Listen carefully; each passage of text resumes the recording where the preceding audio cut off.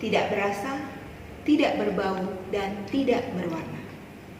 Namun, manfaat dari air sendiri sangat berguna untuk semua makhluk hidup, mulai dari manusia, hewan, serta tumbuhan. Perkenalkan, nama saya Wilda dari Prodi Manajemen 2018. Teman-teman, sebelum kita masuk ke dalam topik, saya ingin bertanya. Menurut teman-teman, apakah teman-teman telah mengkonsumsi air dengan cukup selama 1 hari? Dan apakah teman-teman itu tahu sebaiknya kita minum air itu berapa banyak? Baik, di sini saya akan menjelaskan seberapa pentingnya air dalam tubuh kita. Bisa lihat pada gambar di samping. Kandungan air dalam tubuh kita terdapat pada otak, mata, paru-paru, hati, ginjal, otot, dan yang paling penting ada pada darah. Kenapa paling penting? Karena itu adalah yang paling banyak. Itu adalah bukti pada organ dalam.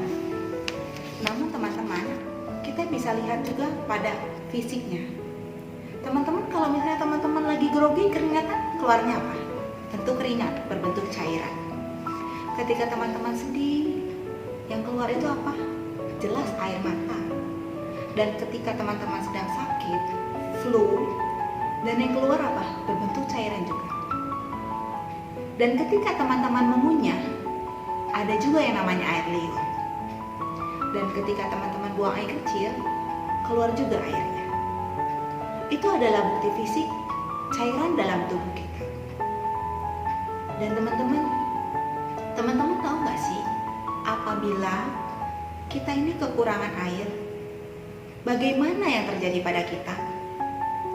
Oke, di sini boleh dilihat pada gambar. Jika kita kekurangan air, maka kita akan kurang fokus dan mudah lelah. Maksudnya di sini apa? Seperti yang tadi saya katakan, bahwa otak kita juga mengandung air. Di mana jika kita kekurangan air, maka otak kita ini sulit untuk bekerja. Maka kita itu akan kurang fokus. Jelas itu kita akan mudah lelah, tidak bersemangat, lesu seperti itu. Yang kedua adalah sembelit atau susah BAB. Teman-teman, manusia pada normalnya itu makan 1 hari 3 kali.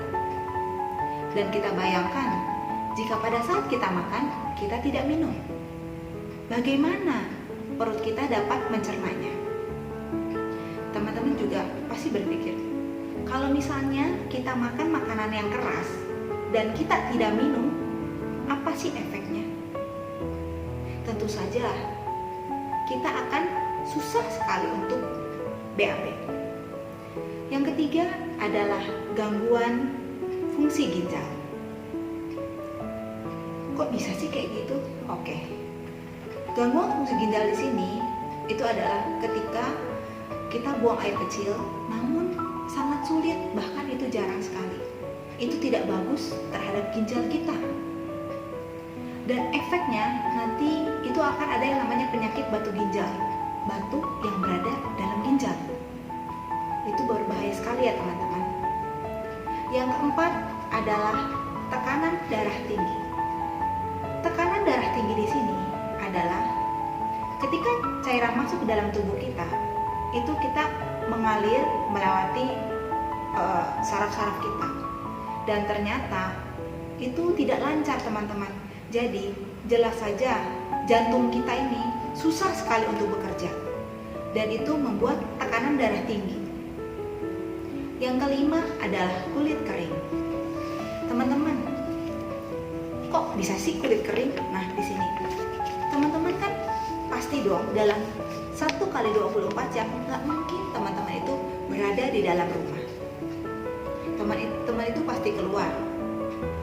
Bisa menggunakan mobil, motor, atau berjalan kaki. Dan tentu saja itu pasti kena sinar matahari. Kita bayangkan jika kita tidak mengkonsumsi air dan tidak kekurangan air, itu akan berefek ketika kita kena sinar matahari dan kulit kita akan kering. Jadi teman-teman, sangat kasihan sekali kan apabila kita itu kekurangan air. Jadi di sini saya akan membantu teman-teman untuk dapat tahu berapa sih satu hari itu kita harus minum. Kita itu harus minum sebanyak 8 gelas air atau sama dengan 2 liter. Sama seperti gambar di samping. Teman-teman, sehat itu bukan suatu kemewahan.